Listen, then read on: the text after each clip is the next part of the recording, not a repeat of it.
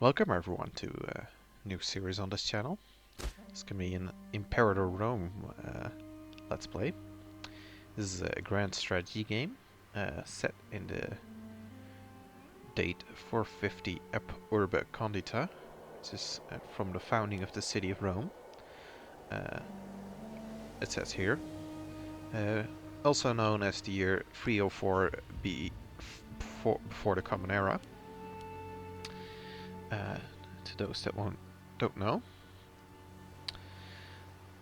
This is the world, what it looked like just a couple of years after Alexander died. Does it say that? I think like 15 or 20 years or so. And the Ptolemaic Kingdom, the Antigonid Kingdom, the Seleucid Empire, Bactria, and these, and all these states. It used to be part of the empire of Alexander the Great, but he died without an heir. So these are like each of his generals. They all took a part of the empire and have basically been in constant warfare. And there's going to be some more warfare. I did a small poll of which nation I should play, and in their wisdom, they have selected the nation of Epirus, which is one of the harder nations to play, because you're right here and you're sandwiched in between powerful Macedon and powerful Rome. Especially Rome expands very quickly. I quite like this game because it has a very pretty map. As you can see, it's like a rotating map. It's like a bit of a globe.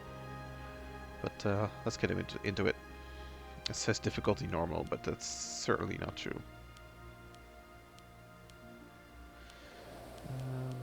Yeah, Epirus. We'll play as the famous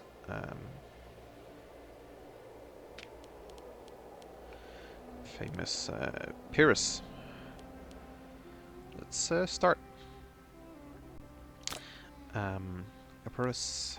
I'm doing a Syracuse Let's Play, or a Syracuse playthrough. Haven't recorded it, so it's not a Let's Play. Sure.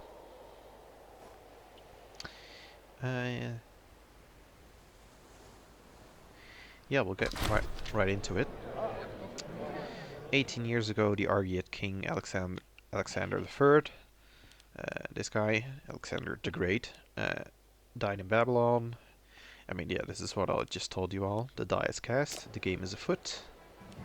We are a small successor, or small Greek-ish kingdom.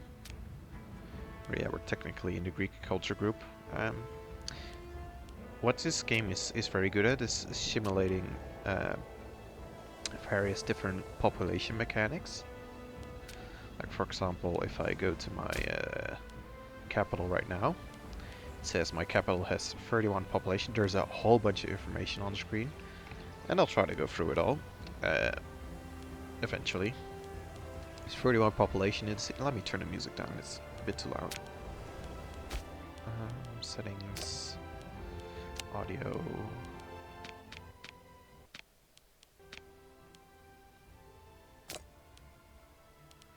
There we go. I have, these are basically different classes. We have slaves at the bottom. We have tribesmen, which tribesmen are really well, let's say we have the quotation marks civilized world that goes like Carthage, which is like the Punics over here, the Italians and the Greeks, and pretty much the former Persian Empire, and some in India as well, but we're not going to look at India. Those are all the civilized peoples. Those have cities. Here you can see all the cities. See, there's a bunch more cities here, not so many here. This is all inhabited by tribal people, but we don't have to worry about that as much right now, because we're just going to be mostly looking here. So we have a few tribesmen, but they're pretty much irrelevant for our playthrough right now. We have slaves. We have freemen, which will provide most of the manpower. And we have citizens who provide research point and also a bit of manpower. They also all have their own little specialty. Slaves bring money. Tribesmen also bring money and a bit of manpower. Freemen provide manpower and a bit of money. And citizens provide manpower and a bit of research. And nobles provide even more research. But we'll get into that later. We are the medium-sized country of Epirus. What we need to do is we need to outgrow Rome, which is not easy. But what we basically need to do is we need to expand as quickly as we can. To do that, we're going to take a mission, Molossian Consolidation. Let's see.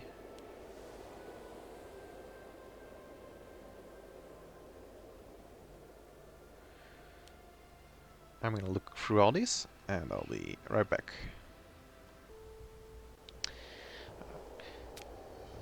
Okay, I just accidentally talked a whole bunch without actually recording, so I'm going to have to say it again.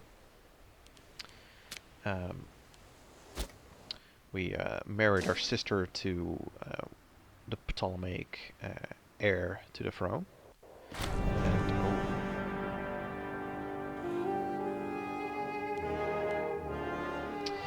Curious, we are sorry to inform you that one of our tax collectors was found stabbed to death in the streets of Obserion. Everybody claims that Machinus Nearchides.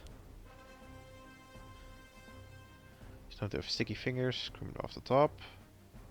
Refusing to tell us who was responsible for the crime, even though the soldiers have been threatening them if they don't speak. This does not bode well. No, this does not bode well indeed.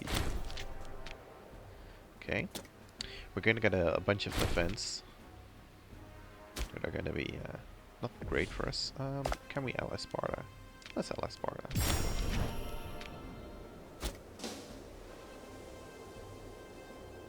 So, we're just gonna have to wait around a bit.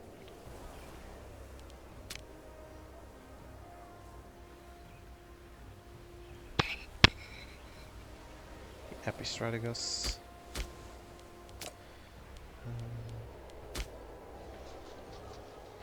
Yeah, we'll do that when we can.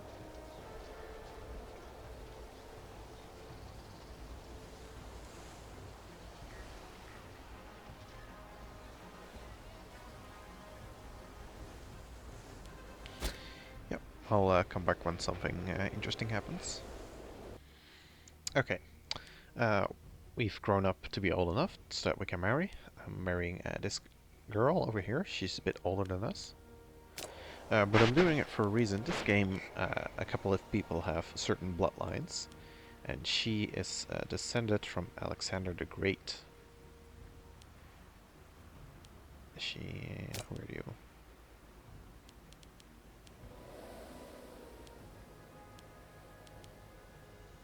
Let me check.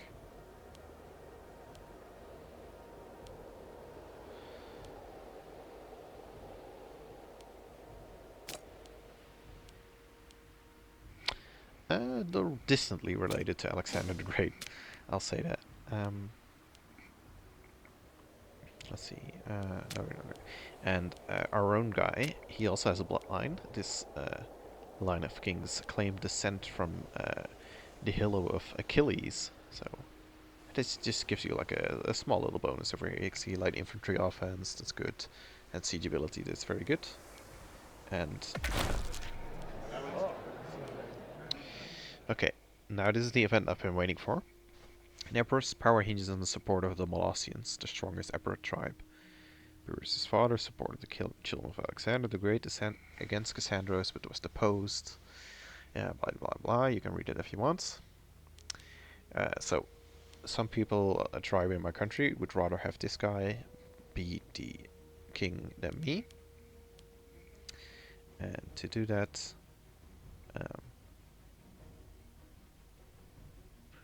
we're gonna lose some more stability.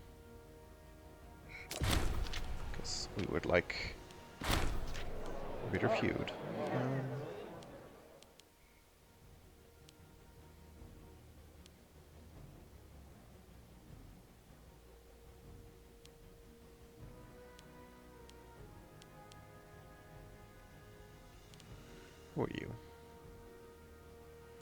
It's fine. Let them fight. Okay.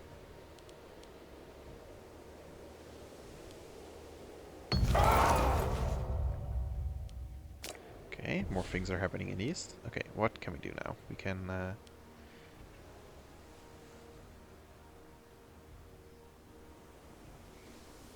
Okay.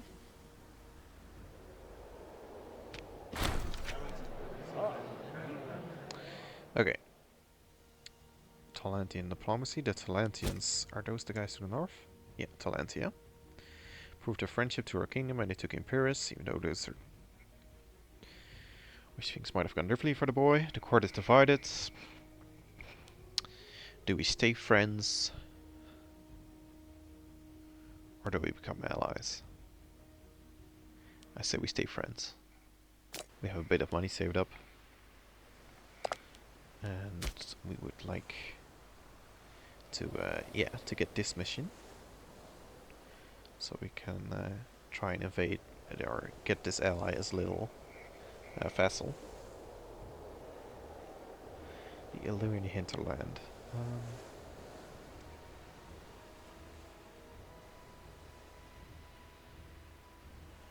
What is this?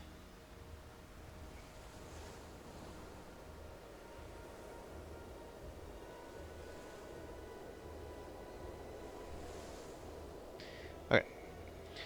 I'll be back when something interesting happens. Okay, I get a event to basically just kill my rival, which is I mean, he has pretty decent stats, and he also has 2 good bloodlines. But our children will have the same, so it's fine. Pyrrhus is the true king. Necessary rivals. Okay, we got our stability back. Settle the crown dispute. This is all good. Too bad that it happened.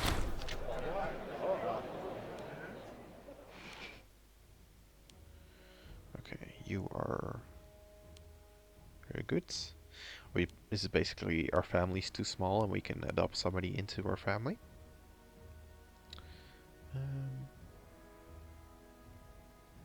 Yeah, sure. Yeah, take our name. So basically it's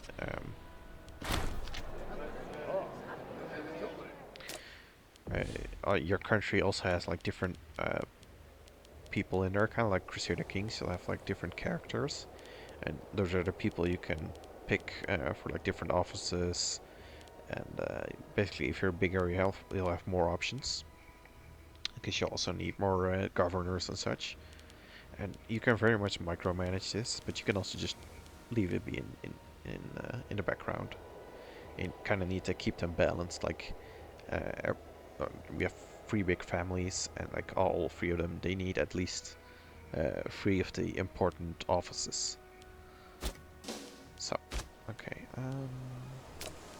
we got another trade route. Where we would like, perhaps, do we want more honey? Honey wouldn't be bad. Diplo rep.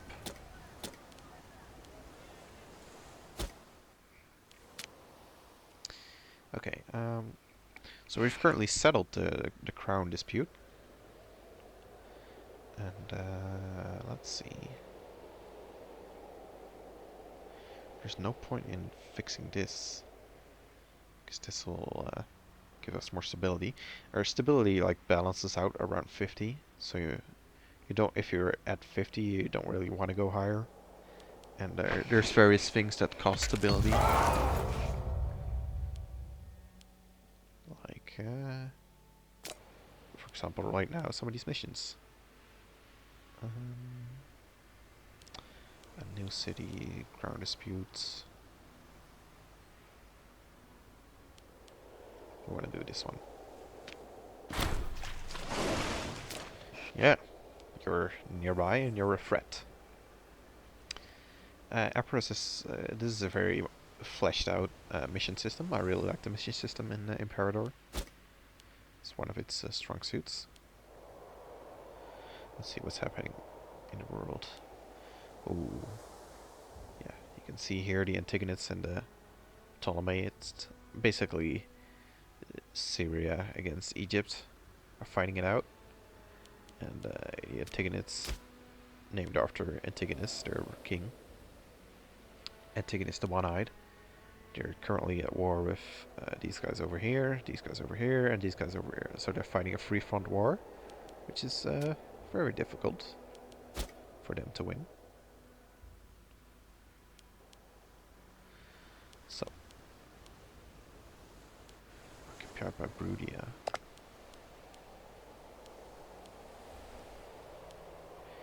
Interesting.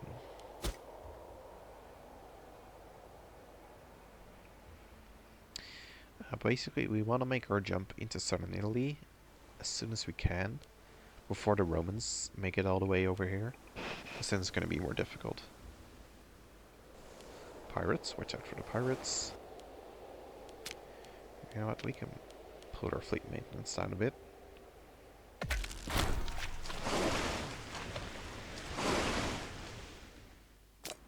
Okay. Nice. Got our friend now. This is all good. We can tighten the administration. Let's think about this. We can only do one of these at a time. This really doesn't... I mean, this gives us some stability. We don't really need the stability, it's fine. This gives us an extra city, which is good. What do we need for this one? We need 10 military buildings. Do you have a military building? You do. Okay. So we want to finish that one first. We need 4 military buildings. Either 2 barracks or 1 camp. No. Yeah, 2 barracks or 4 camps. So basically we want to build a bunch of barracks. And those cost a lot of money. Wasn't there also another one that gives me... Yeah, build costs. Okay, we'll do this one first.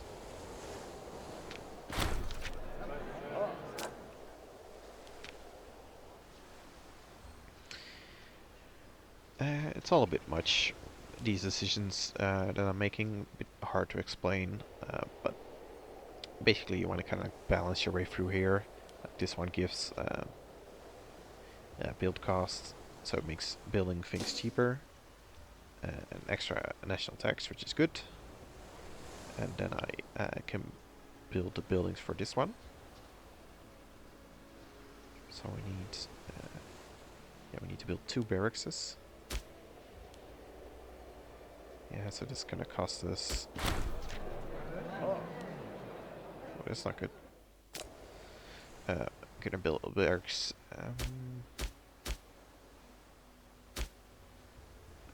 Not there. You already have one. Some Buddhist events.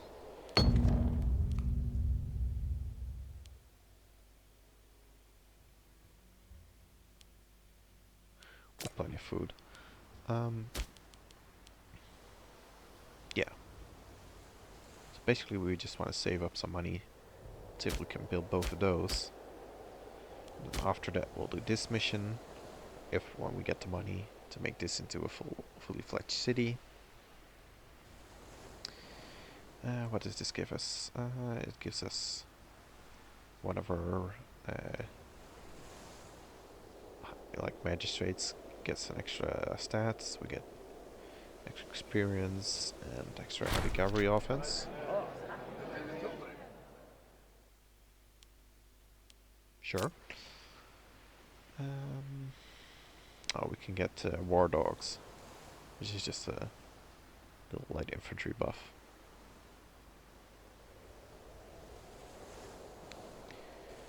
Okay, yeah.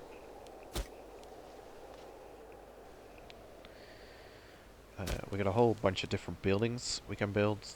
You can build forts, we can build ports on the coastal territories, you can build aqueducts, which basically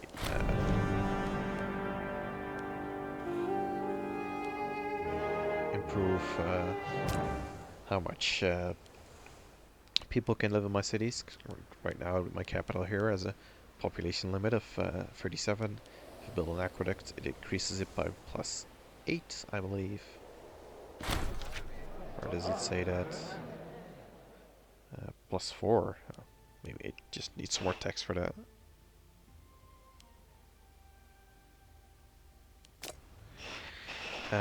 This one improves, it's a whole bunch of information, but this one improves stuff for slaves, this one improves stuff for freemen, this one improves stuff for citizens, this one improves stuff for nobles. If we look at our population,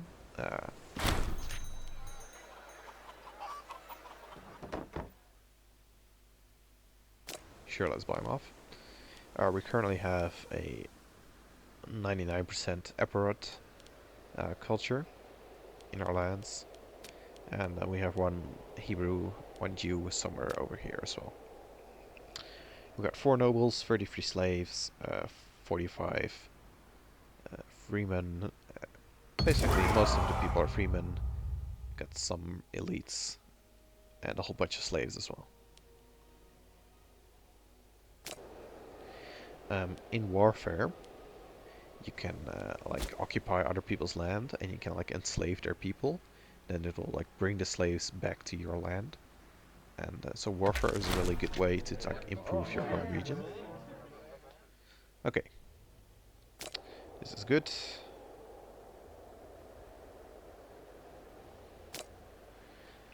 I kind of want a Macedon to be like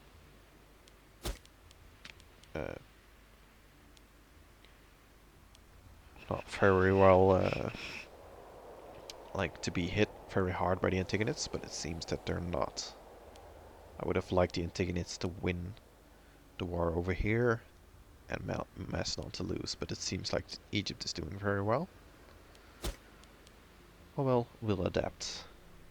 Pyrrhus. Again, suspicious. What does suspicious give me? Imprison cost. Fair enough. I get some kind of mysterious disease. How's my wife doing? She's fine.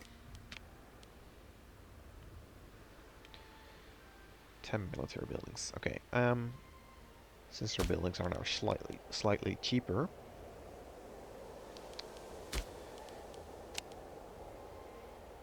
so 80, we only need 160. So let's see. Every little tiny province here produces a different good. And not all goods are equal. Like for example, precious metals over here is very good. This is good. Yeah.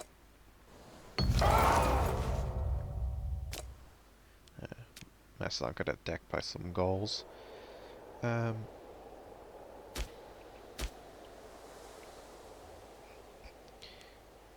I not build anything here? Oh, we have a port there. Okay. So this is a macro builder. We need to build 2 barracks. Yes. Gauls are rampaging all over. So we'll do that. And then what's missing? Do we finish? Okay. The Gauls have rampaged all over Greece and Asia. And they'll be settled somewhere over here eventually. And they play actually quite a big role in the whole area historically. But we want to go for this mission, so we need 2 barracks. And then we have this. Okay, that's good. Yeah, we'll get a focus on our missions.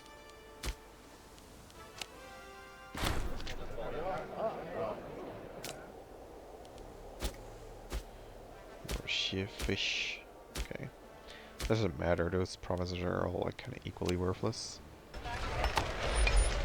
That's a lot of money we spent. This one will do once we're a bit low on stability.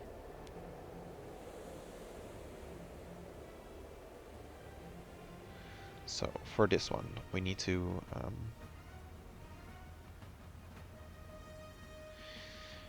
Basically need to develop our capital a bit. Okay, we can pick another Roman. Are we gonna go to war? Not very likely. Tax is always good. Rest of expansion is not really relevant. Let's take the tax. Basically these gods have passive effects, which is the top effect. Like Hades. And you can switch out these gods for different ones. But that costs stability. And stability, like, so you can only do that every once in a while.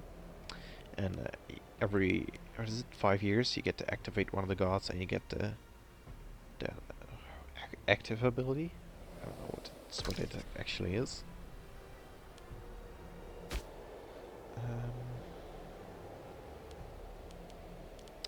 Where was I? Yeah. And national tax is a very good one. So Hades is very good. Hades has no holy site. You can build a holy site and then you can slightly boost those effects as well.